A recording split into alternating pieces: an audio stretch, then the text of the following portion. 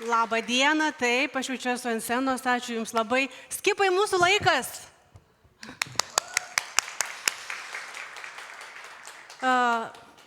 Taip, Skipping telefono nedraugus, kalbėsime apie pokyčio komunikaciją, apie pokytį, kurį mums pavyko įgyvendinti mūsų mokykloje kartu su Skipu.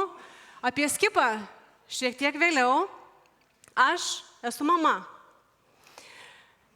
Taip pat esu ir Vilniaus Antano Vienuolio mokyklos progimnazijos tarybos tėvų atstovė, narė ir pirmininkė.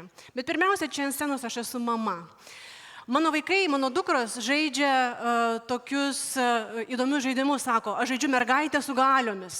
Su vėjo galiomis viena draugė, kita sako gamtos galiomis, ledo galiomis, aišku, mergaičių atsiranda visada. Tai aš esu ta mama turbūt su kūrybinėmis galiomis. Tai ir mes papasakosime apie tai, kaip mes kūrybiškai pokytį įgyvendinome.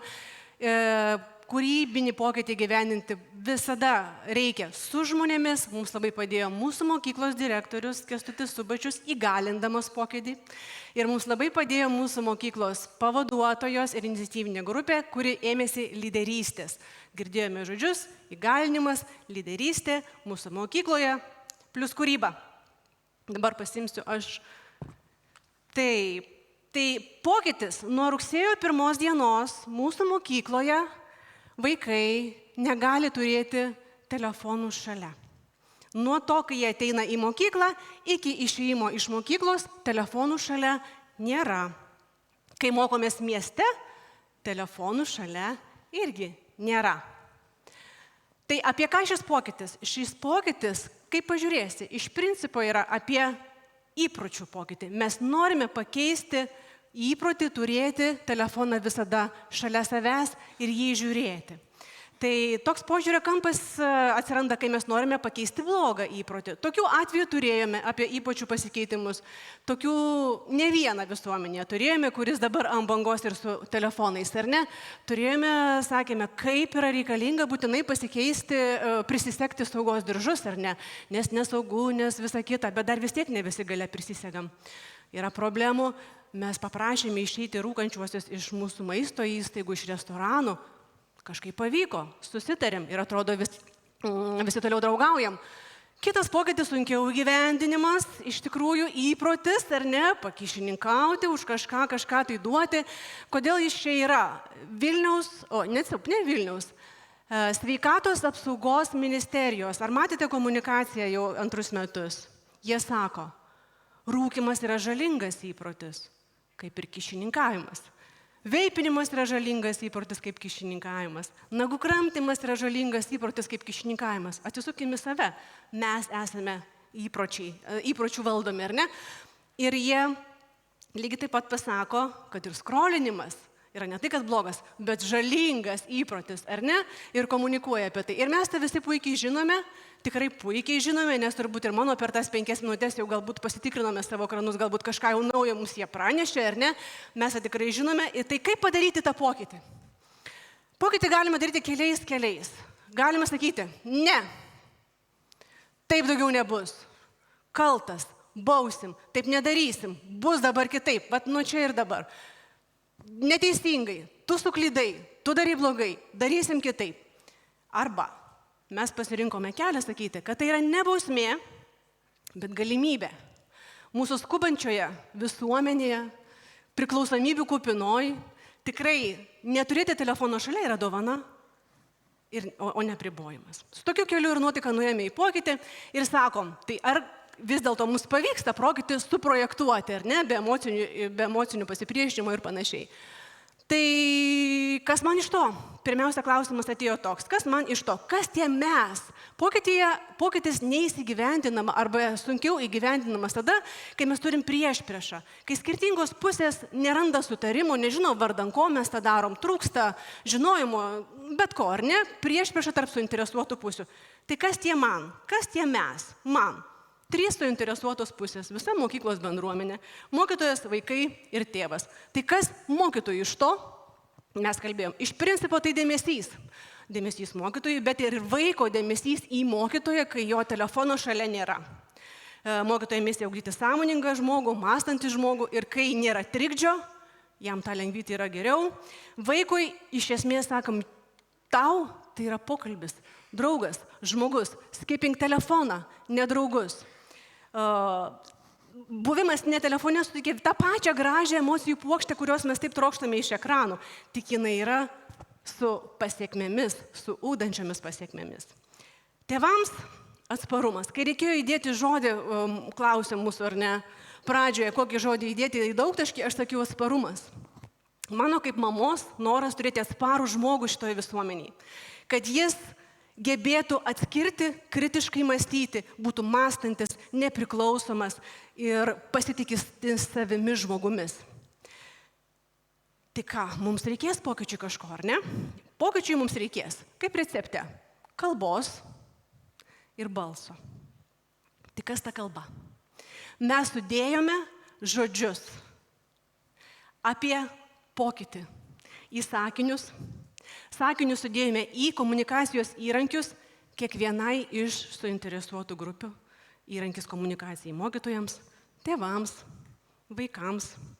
Tai buvo komunikacijos įrankių rinkinys ir mes galėjome ramiai, tais pačiais žodžiais, bendruomenėje kalbėti apie pokytį, jį rodyti, tą pokytį, nuosekliai kartoti naudas, nesiblaškyti ir taip pasakyti, kad pokytis neišvengiamas ir vardan ko visiems yra aišku. Ir kas yra balsas? Balsas tai yra, kaip mes tą pokytį įgyvendinsim ir kaip mes tą kalbėsime su žmonėmis. Tai yra komunikacijos tonas, galime pasakyti taip. Tai skipas tapo mūsų balsu. Skipas tai mokyklos balsas. Mūsų mokyklos balsas ir jis nemoralizuoja, jis yra tiesiog mokinys, vienas iš mūsų, kuris saviironiškai ar ne kalba vaikams suprantama kalba ir pristato tą pokytį, pasako taisyklės nelabai malonės, duoda patarimų. Skipas yra mūsų mokyklos dalyvis ir aktyvus. Tai dabar skipu rugsėjo 1. Mokykla pasitinka su pokyčiu, viskas, kelio atgal nėra ir tas pokytis matomas visur. Ir tai yra šventė. Mes švenčiam šitą pokytį. Skipas yra ir kartoninis, 1., 2., 3. aukšte, didelis ar ne. Skipas yra įvairus, jis ir žaidžia, ir dūksta, ir meldžiasi paimtam telefonui ar ne. Ir galbūt išsigandęs, jis yra tos kaip mes. Jis yra ir gyvas tarp mūsų mokykloje, jis pasitinka vaikus rugsėjo 1. dieną, visus pamojuoja jiems ir sako, skipping telefoną, nedraugus. Pokytis yra matomas. Balsas, dar vienas būdas komunikuoti. Kai reikėjo parašyti prezentaciją, mokykloje nuo ten rugsėjo 1. dienos mobilieji išmanieji renginiai ir kiti ten mobilieji išmanieji renginiai nebenaudojami. Va tokio ilgio teisinis konstruktas neįdomu. O sakom, pavadinkim visus tos telefonus ir išmaniuosius įrenginius tiesiog pingintojais. Nes jie tiesiog ping ir viskas, ir tavo dėmesio nėra. Ping, 10 minučių vaiko pamokoje nebėra. Pingintojai, taip mes juos ir pavadinom. Turim naują folklorą mokykloje. Kalba, kalba tai buvo tas įrankių rinkinys. Tėvams buvo komunikacija, be to, kad pavaduotojas ir iniciatyvinė grupė darė apklausas, apmokymus vienai mokytojų grupiai, kitai mokytojų grupiai, specialių pedagoginių poreikių mokytojams ir panašiai. Mes kalbėjome ir su tėvais, tėvams davėme skrajutes, kuriame irgi aprašėm savo kalbą. Kas tas skipas, mokykloje naujas mokinys, kodėl tas pokytis yra, koks tas pokytis, kokios yra taisyklės, kodėl mes tėvų prašome neskambinti pamokų metu. Neskambinti tėvams. O jeigu labai norisi susisiekti, tai yra telefonai, auklėtojai ir papildomi būdintys telefonai patikti. Įrankis tėvams komunikuoti. Nuotaikingas, gražus. Taip pat prezentacija mokytojams buvo įtikta prezentacija, su kuria jie pasitiko vaikus. Rugsėjo 1. ir 2. dieną mokytojas stojo prieš klasę ir sakė, nuo šiandien bus kitaip. Mokykloje telefonų mes nesinaudojame. Prezentacija buvo apie tai, kad susidraugaukime su tuo pokyčiu. Mes turėjome pasakę vėlgi, užrašėme tą mūsų kalbą į šitą įrankį, ar ne? Kodėl to reikia, kokios kitos šalis, kokios naudos jau girdėjom prieš tai pranešimuose, ar ne, iš to yra. Kokios mūsų taisyklės, o kas bus, jeigu pasinaudosiu ar ne, ir kur tas mano telefonas liks, kas Skipas siūlo, kokios mūsų pramogos laukia ir naujos mokyklos erdvės. Mokytojai turėjo įrankį bendrauti su vaikais ir tai pasakyti tai viena kalba. Taip pat mokykloje tiesiog nudažėme mokyklą šitų pokyčių. Plakatai, 100, patarimai įvairūs. Pavyzdžiui, kalbėdamasis tu matai daugiau, matai žmogaus emocijas. Tu patiri tų emocijų dar daugiau žiūrėdamas negu ekraną ar nežiūrėdamas į gyvą žmogų. Tu patarimus, kad daliname įvairiausių buvo įdomių faktų. Pingintojas silpnina tavo atminties raumenis. Kalbame su vaikais, tai yra komunikacinis įrankis vaikams. Nuobodulys įjungia vaizduotę. Pingintojas vagia tavo nuotaiką, ar ne? Tai ping ir tavo smegenys jau kitur. Skipas sakė, ką veikti per pertrauką, ar ne? Ir tie plakatai visose aukštose jie yra. Skipo mes turime daug, ne tik šitą gyvą stovintį, visose aukštose, prie mokyklų, prie tualetų, visur jų yra. Tų plakatų pasakojančių apie tai, ką veikti, kaip pertrauka. Yra ne pingintojų, o judesiui. Tikras draugas moka klausytis, sako ir patarė Skipas. Instagram draugai nepakeis tikrų draugų. Telegram, tai ten net ir Skipas blogai jaučiasi ir nesaugus, ar ne? Tokie draugiškai patarimai vaikams, kaip bendrauti su vaikais, ką jiems duoti, kad tai būtų ne bausmė, o galimybė atrasti kažką tai naujo. Ir kodėl? Dovanos vaikams, pirmokams, vyresniems, lipdukai, tos pačios karjutės ir kiti dalykai, ir ne naujos mokyklos erdvės. Turim draugų suolelį, čia toks naujas Tinderis. Atsisėdam ant suolelio, norim susitikti su draugu, kažkokiu tai naujų susipažinti ir kviečiame prie to suolelio, prisėsk, aš atviras pokalbiui, prisėsk šalia manęs, pasikalbėkim, susipažinkim. Ne visi tą drįstam padaryti, ar ne? Mokykloje turime naują moto. Tai kodėl mes šventame, kodėl man tas telefonas? Mokykloje mes dirbame, o telefonai ilsisi. Skipping telefoną, nedraugus. Tai kokius griovius mes apėjom pasirinkę tokį komunikacijos kelią? Išvengėme emocinio pasipriešinimo, maišto vardan maišto tiesiog, ar ne? Neįstrigome susiskaldime, nenuoseklume, žodžius parinkdami tuos pačius, ar ne, nesiblaškydami. Prašokome burbėjimą, nes iš to ir kito kampo vis tiek jis kažkaip tai įlenda nuobodulį, nes pokytis ne tik parašas ant naujos sutarties. Kokius kalnus įveikėm?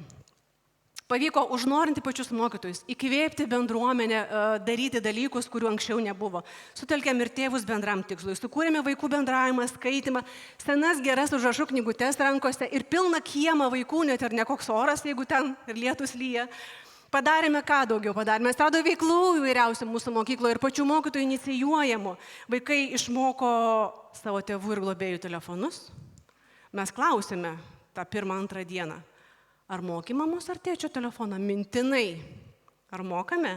Nes visai pravartu, kai telefono nėra šalia, o reikia čia ir dabar paskambinti.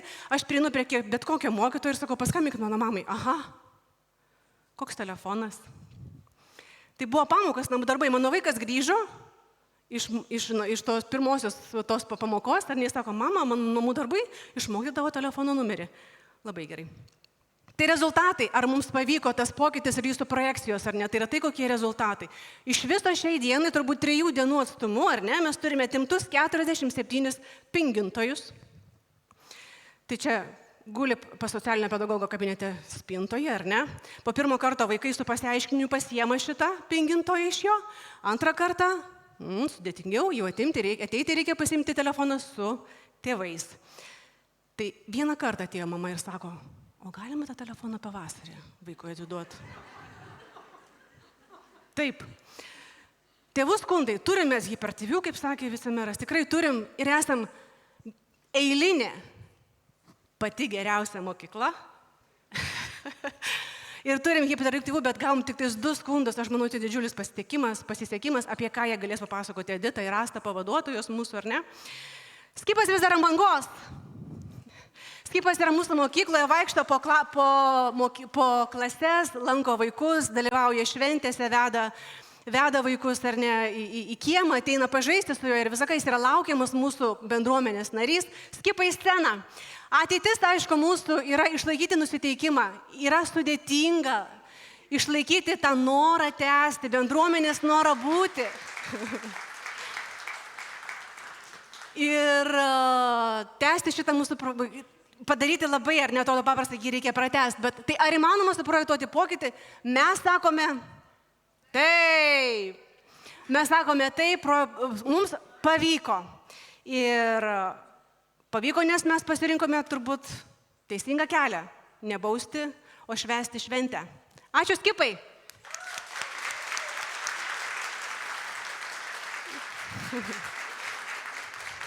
Dėkui.